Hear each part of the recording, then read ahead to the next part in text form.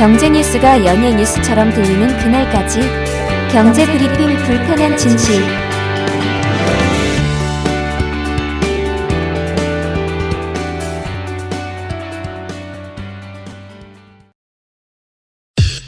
EPD의 픽.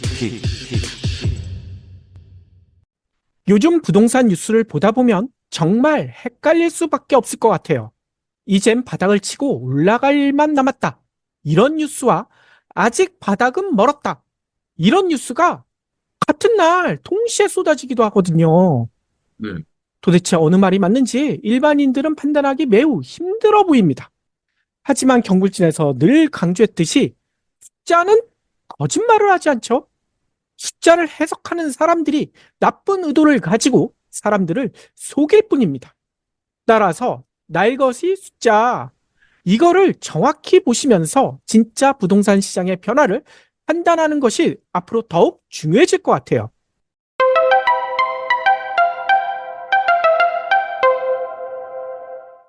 이런 이야기를 드리는 이유가 있어요.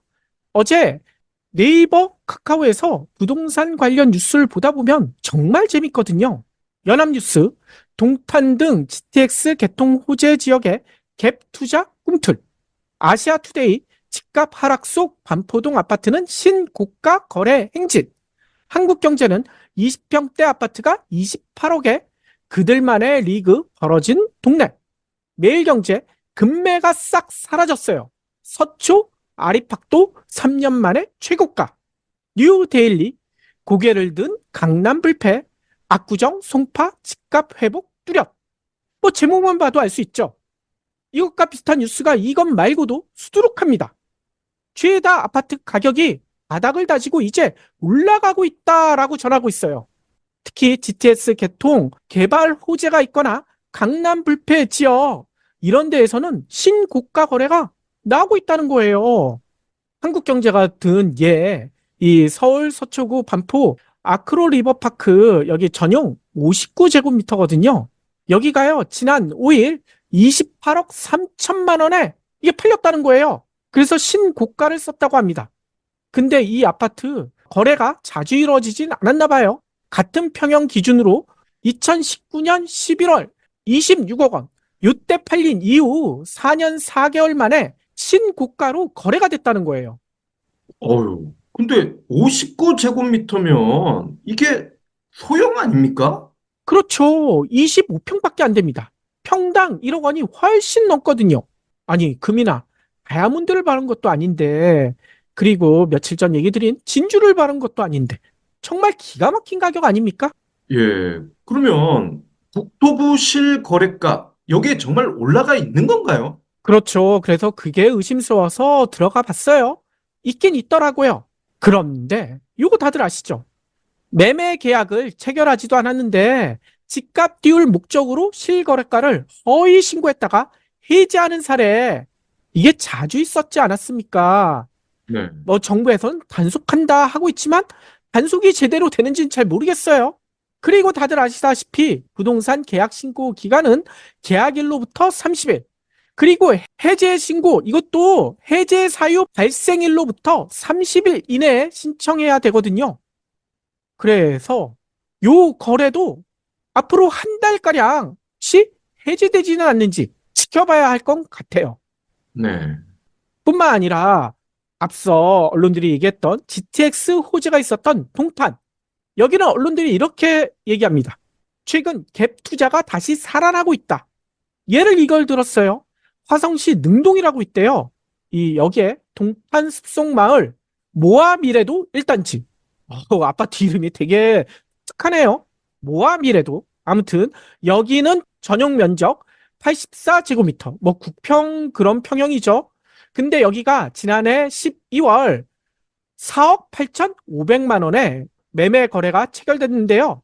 같은 달 29일에는 4억 3,600만 원 전세 계약이 또 체결됐다고 합니다. 근데 생각을 해보세요.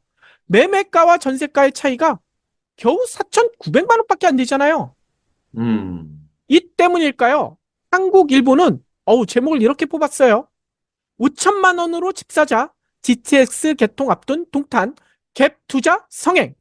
이게 뭔 얘기입니까? 갭 투기가 지금 동탄에서 기승을 부리고 있다. 이렇게 전하고 있어요. 실제로 이 한국일보는 이런 얘기까지 전합니다. 온라인에선 3천만 원, 4천만 원, 6천만 원 아파트. 이런 식의 홍보글이 지금 많이 눈에 띄인다. 이게 뭔 얘기인가요? 유튜브나 블로그에 3천만 원으로 아파트 사세요. 4천만 원으로 아파트 사세요. 6천만 원이면 아파트 살 수 있어요. 갭 투기를 유혹하는 이런 광고가 많다는 건데 제가 실제로 들어가 봤더니 진짜 많긴 많더라고요. 그런데요. 앞서 얘기처럼요. 같은 날 정반대 상황을 전하는 기사들도 있거든요.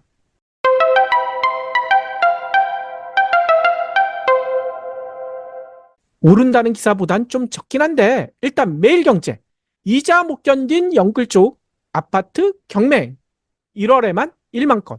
중앙일보 다시 쌓이는 서울 아파트 매물 넉 달 만에 8만 건 넘어서. 상승을 이야기하는 기사보다 훨씬 적긴 적습니다. 게다가 아파트 경매 늘었다, 매물 폭탄, 이렇게 매물이 많이 늘어났다. 제목엔 이렇게 뽑았지만 정작 하려는 이야기는 기사 읽다 보면 그건 아니에요. 부동산 경기 더 빠지면 안 되니 빨리 부양책 더 내놔라.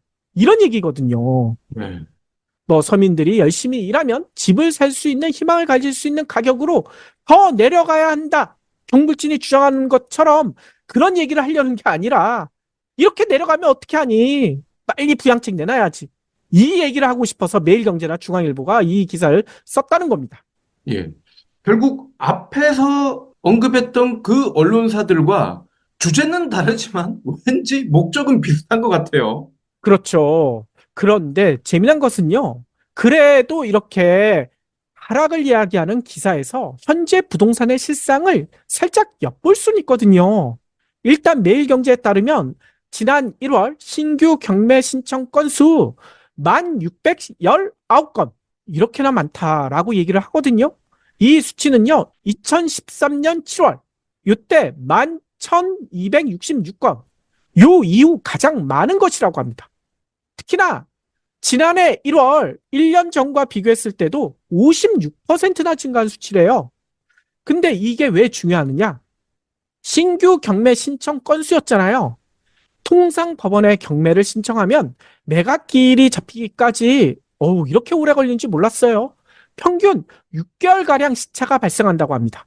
이에 실제 입찰에 들어간 경매 진행 건수보다 경매 신청 건수가 시장의 상황을 더 정확히 반영한다 라고 전문가들은 이야기하더라고요.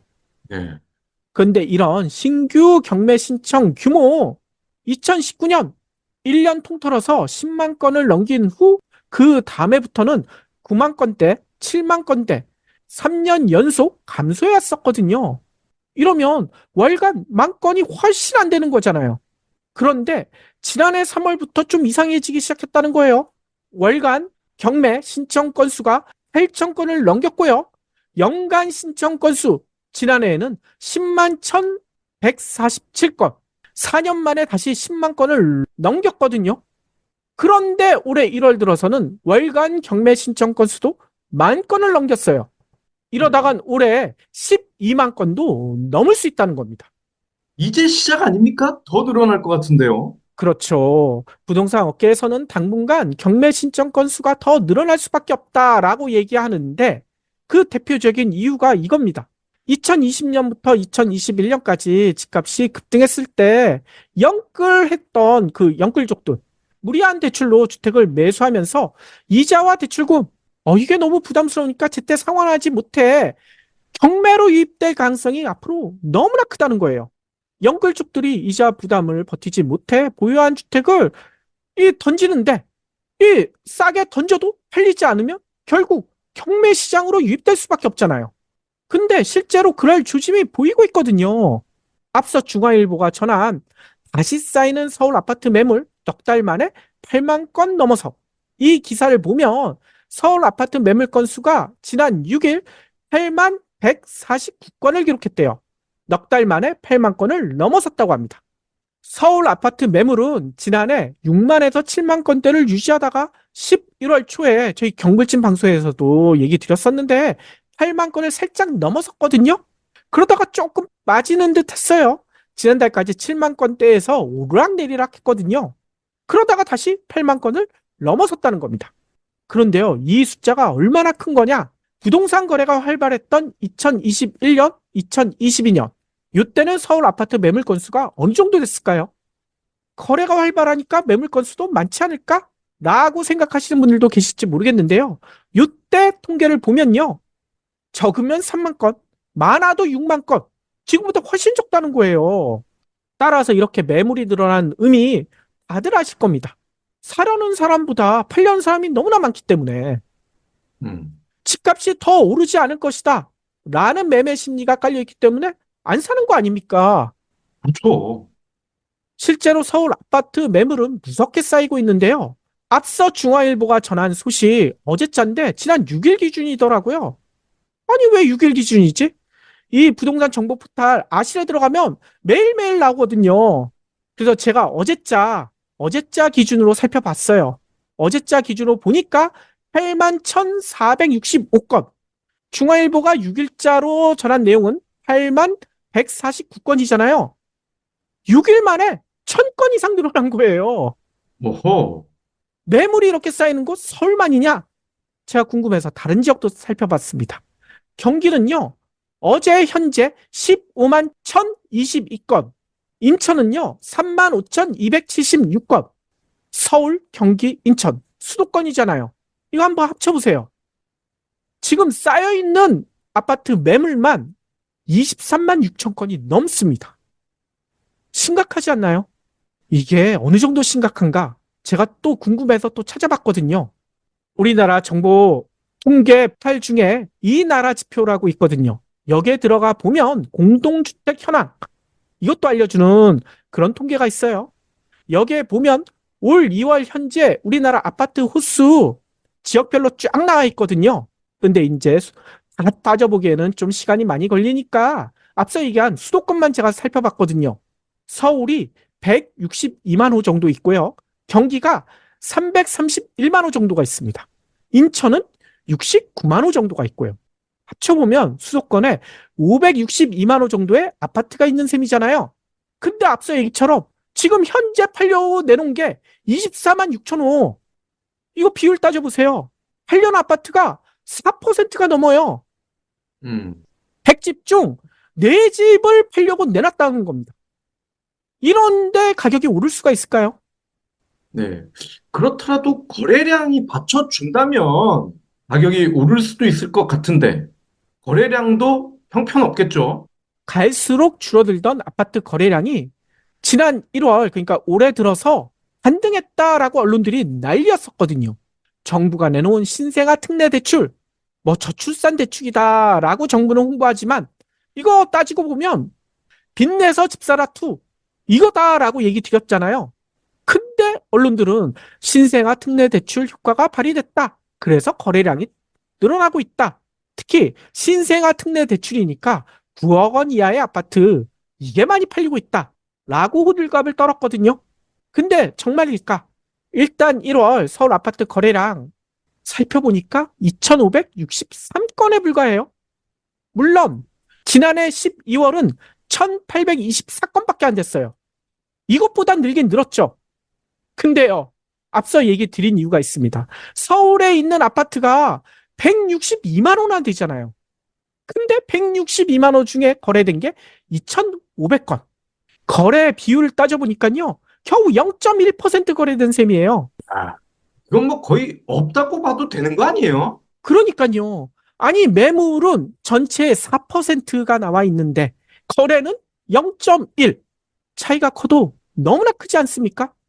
아니, 거래량은 더 늘어날 수도 있지 않을까? 그런데요, 더 늘어나긴 쉽지 않을 것 같아요. 오히려 더 줄어들 가능성도 있습니다. 앞서 얘기처럼 해제 사유가 있을 때 한 달 내에 신고하면 되잖아요. 해제 신고가 있어 더 줄어들 수도 있지만 지금은 신고 기간이 지났으니 1월 거래량이 더 늘어날 수 있다는 거예요. 그러면 2월 거래량은 어떨까? 더 늘어났을까? 아직 신고가 다 끝나진 않았겠죠. 2월 중순 이후에 매매가 된 것은 신고가 아직 안 됐을 수도 있습니다. 그런데 12일 현재 신고된 거 찾아보니까요. 1,826건밖에 안 돼요. 그러면 이거 다 따졌을 때 2,000건 간신히 넘는 숫자밖에 나오지 않을까? 라고 예상할 수밖에 없다는 거죠. 네. 근데 예전 방송에서도 이야기했듯이 서울 아파트 매매 과거 평균 거래량은 6,000건이었거든요. 6,000건 이하의 거래는 거의 거래가 안 된다 라고 봐야 된다고 얘기 드리지 않았습니까?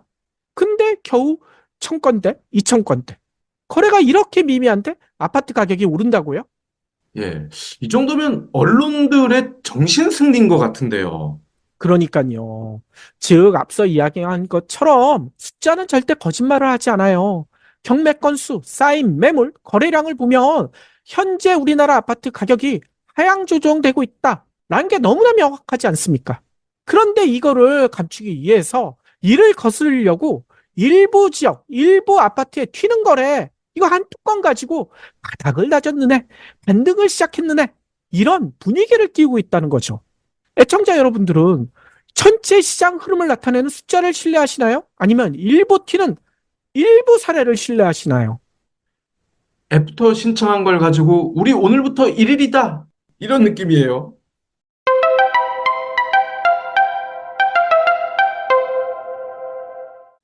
여기서 한 가지 더. 부동산 반등을 이야기하는 사람들 빼놓지 않는 이야기가 하나 있죠. 바로 금리 인하. 미국이 곧 기준금리를 내릴 테니 우리나라도 같이 내릴 수밖에 없지 않느냐. 이렇게 금리가 내려가게 되면 부동산 시장은 바로 살아날 것이다. 이런 논리잖아요. 네. 하지만 경불지는 계속 강조해왔죠. 미국이 금리를 쉽게 내리기가 힘들 것이다. 물론 한 가지 예외는 있습니다.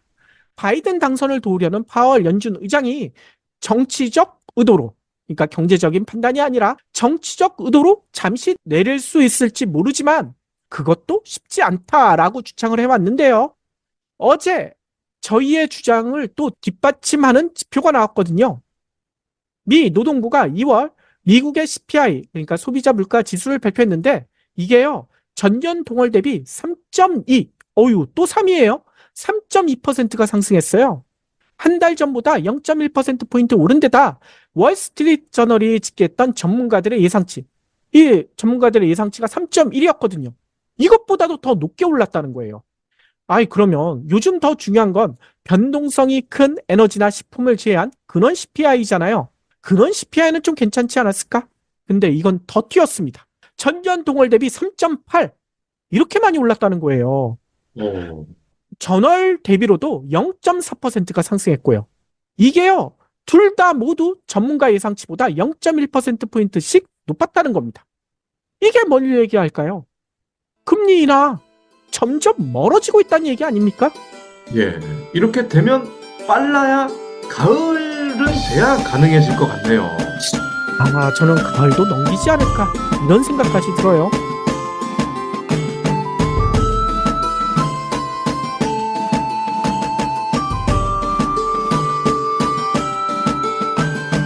경불진 완주해 주셔서 감사합니다.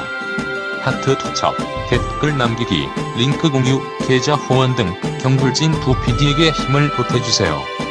더 좋은 내용으로 보답하겠습니다.